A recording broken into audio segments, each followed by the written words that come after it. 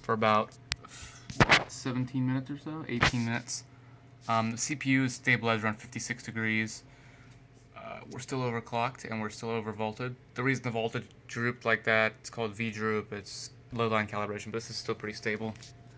Over here, the CPU is also at 57 degrees, which is fine, acceptable for 18 minutes under a synthetic load. The GPU is 94 degrees Celsius, which is normal for a 290X. We have firmware over here running, and we're at acceptable temperatures.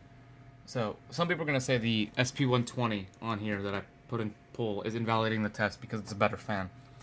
It's not really better in spec-wise. It has similar CFM and static pressure. The only difference is it's much, much quieter, which is why I put it on. So I mean, this is a overall good unit for $40. You're going to spend, if you like me and hate loud, noisy fans, you're going to spend about $10 on an SP120 or Noctua or something. But let's stop this firmware test, annoying fans. But it's still better than,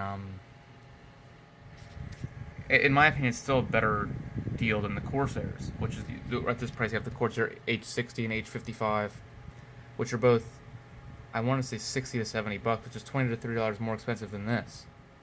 So you could get the same Arctic Silver 5 thermal paste and a SP120 fan, and you're still $10 cheaper than, you're still at, you're either at the same price or $10 cheaper than the H55 and H60.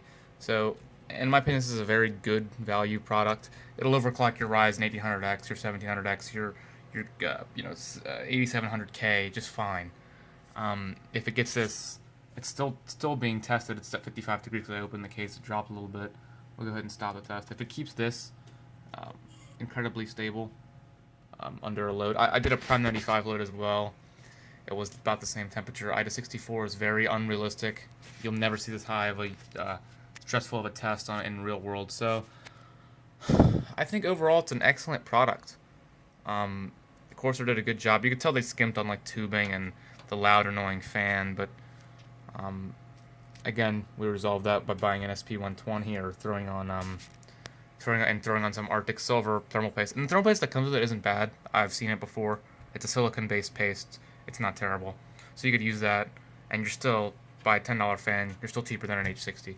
So, yeah. And an H60 is going to give you comparable performance to this, about the same. Maybe slightly better. And it would be marginal. So, I recommend this.